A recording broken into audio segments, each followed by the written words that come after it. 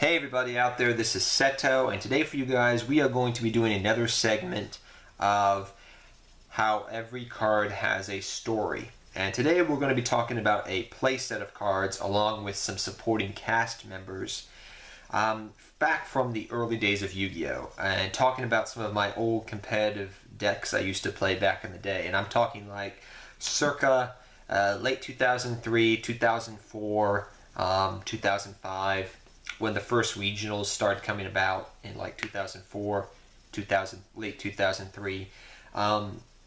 That's what we're going to be mainly talking about. I actually topped with this deck at my local regionals. I think it was back in 2004. It was after the first ban list came out, which was the hits. That was after the Chaos format. So you had things like Chaos Emperor Dragon, BLS got hit. Chaos Emperor Dragon got hit, so things of that nature. Like that, after that ban list, this deck really took off because there was no other. Everybody was scrambling to find different decks, and this deck could really swarm the board very well. And that play set of cards I'm talking about is Marauding Captain, guys. I absolutely love Marauding Captain. When I first got started in the game of Yu-Gi-Oh, I loved my dragons, I loved my spellcasters, because Dark Magician and whatnot. And I played beatdown type of decks. But back in this era of the game of Yu-Gi-Oh, you had different types of decks out there. It wasn't necessarily an archetype, but you had, like, I guess you could say just the type was the archetype, pretty much. So the type of monster was kind of like they had archetypes based around those monsters. So you had like Beast, Beast Warrior, Warriors, Spellcasters, Dragons, Aqua, Fish, things like that nature. They had archetype support based around those themes, I guess you could, those themes as I called them. I called them theme decks. People back then called them cookie cutter decks because you just like a whole bunch of good support. And Marauding Captain was one of my favorite of those decks to play back then. At that time I had Beatdown. I was playing Beatdown. I still had a Blue Eyes deck I've been playing around with for a while. So I had my Beatdown deck. I had a my Clown Control deck, which I'll talk about later down the road. But I had a Clown Control deck, which was really fun. And I had my Warrior Toolbox deck that I played.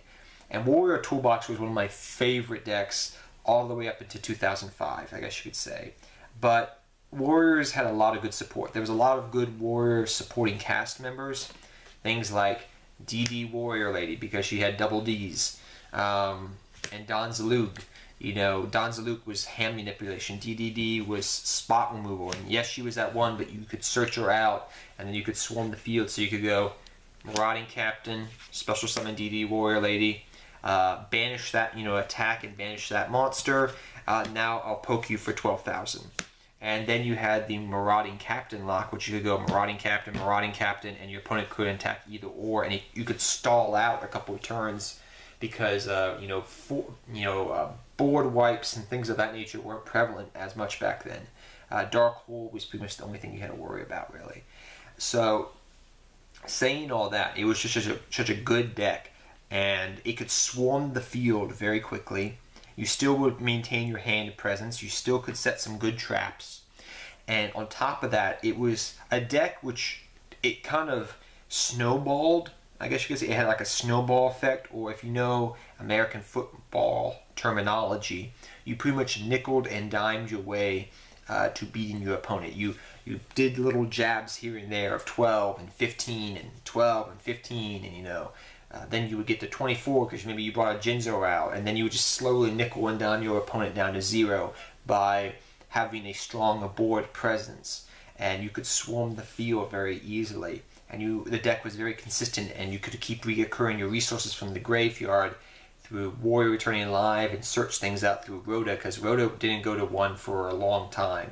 It was usually at 2 to 3 sometimes. So it was a very powerful deck back then, and it's one of my favorite decks ever. And Marauding Captain is one of my favorite cards ever. And later on, when they started developing the lore of Marauding Captain more and more with Freed and Gigo and all these other characters, it was just such a cool thing to see the card, one of the cards and one of the decks that I really played him in, start to develop a lore behind him more and more and more. It was just so cool to see, actually, the progression of Marauding Captain in the lore of Yu-Gi-Oh! But as a deck, he was awesome. Like I said, he came out of Legend of Darkness. You had other good warrior search targets with Rhoda that could pile up with him. One of my favorites to do, because it would help get over big monsters and inflict a lot of damage, was also Injection Fairy Lily. And by the way, I should mention these are some of the original cards. So this is my original Danzaluk, my original Marauding Captains, my secret Injection Fairy Lily, and my super DD Warrior Lady, because she came out as a super back in the day. So these are all original rarities right there. I mean, I love my secret Injection Fairy Lily. Look at that thing. That thing looks beautiful. But yeah, this and this came out of Legend of Darkness, which is how I originally started building the deck. So one of my favorite plays back then, before Injection Lily got, you know, she was always like at 1. They put her 1-for-1 format, like for a quick format. They put Injection Fairy down to 1, then they put her back to 3. It was kind of weird what they did to Injection Fairy Lily, but beside the point. What you would go is you would go Marauding Captain, Marauding Captain, special summon Injection Fairy Lily, run over something, then poke for 12.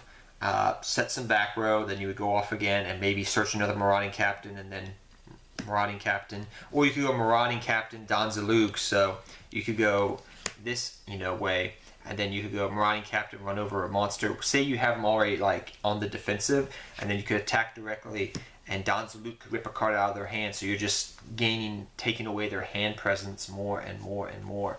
But these were just some of my favorite characters to run it with. You know, Marauding Captain with Injection Fairy Lily, Danzaluk, and DD Warrior Lady. We always used to say DD Warrior Lady had double Ds, and then when she had double Ds because, you know, look at that blonde girl, she got some big, you know what I'm saying. And then it was kind of my waifu type of deck. One of my friends used to say, Seto, you run so many girls in your deck. I was like, what do you mean? He's like, you run Injection Fairy Lily and DD Warrior Lady. Come on, dude, you got like 2 waifus. Waifus didn't come around until years and years later, but pretty much like anime type of girls, we called them. So like Dark Magician Girl and stuff like that fell into that category. So it was kind of funny. And I was playing so many girl cards back then, but that was beside the point. But back then, yeah, I loved Injection Fairy Lily. She was a problem solver, and DD Warrior Lady was a problem solver, and Danzaluk. I loved hand control manipulation with things like Danzaluk and Spirit Reaper back then, so it was just amazing to have a deck built around all those cool type of warriors. I mean, yes, the spellcaster Injection is, but still, she could get over things. But yeah, Marauding Captain. I mean, these cards right here, and Marauding Captain especially, it helped me get one of my early regional tops. I think it was my second regionals. I think it was my third regionals I went to, and I topped. I got top 10. Was it top 10 or top 8? Oh dear gosh, it was so long ago, I can't remember. I sold my playmat off though after that to fund the event, because we had to go all the way to Maryland. I do remember that. Yeah, that was a very fun event. Me and my friend Matt, who I mentioned in previous videos, we went to that with James. Those were 2 of my good homeboys back in the day when we first started. It was Matt Brandt and James, and I forget, James Boardman, I think was his name, I believe. I forget. But yeah, that deck, after I got that top, just really, it stuck with me, I guess you could say. It kind of made me just fall in love with the deck even more. And when the deck started getting hit and little things, you know, started going away and it didn't become as powerful, I still played the deck because I just loved it. It was one of my first decks I really loved. And then later on I started playing Horse the Black Flame Dragon level 8, but that's a discussion for another time. But tell me, guys, what's some of your original old school cards you love to play with and you have fond memories of? Like I said, I love Marauding Captain. I love these cards right here so much. But till next time, guys, take care, have fun dueling, good luck dueling, and I'll see you guys next time. And go Marauding Captain and all his supporting cast from back in the day. I mean, I should mention before I end this video, you know, my love for Marauding Captain caused me to build the deck I call Marauding Captain nowadays, which I usually profile once a year. I'll probably do it very soon, if not already, by the time you've seen this video. But it's a deck that uses some of these supporting cast members, especially Injection Fairy Lily, because it can help you go into rank 4. But when I was kind of, not when Exceeds first came out, I turned to Marauding Captain because I knew he was a rank 3 playmaker. So when Exceeds came out, so what I did was when Exceeds came out, I'm sorry I'm not ending the video right here, I forgot to mention this entire other tangent, but please forgive me. But when Exceeds first came out, they had like, there was rank 3s and rank 4s, and Synchros was still good when Exceeds first came out, and so I wanted to build a deck that incorporated Exceeds, but also could use Synchro plays, and the card that I found really was perfect for that was Marauding Captain, because Marauding Captain can help go for rank 3 Exceed plays, and also you could bring out like a Delta Flyer, and then you can go for a level 6 or level 7, Synchro play, or other, a Rose Warrior Revenge by searching that out. So that deck that I still profile once a year that I call my Marauding Captain deck, if it wasn't for me, loving this deck so long ago in the past, I probably never would have turned to Marauding Captain when I was trying to learn the Exceed mechanic years later. Like, that's how I really learned how to use Exceeds and gain benefits off Exceeds and make a consistent board of rank 4 and rank 3 Exceeds, early on. Kind of like a toolbox. But yeah, it was because of the early days. But yeah, Marauding Captain, he's a boss. But that's all I'm going to say about that. And until next time, guys, take care, everybody.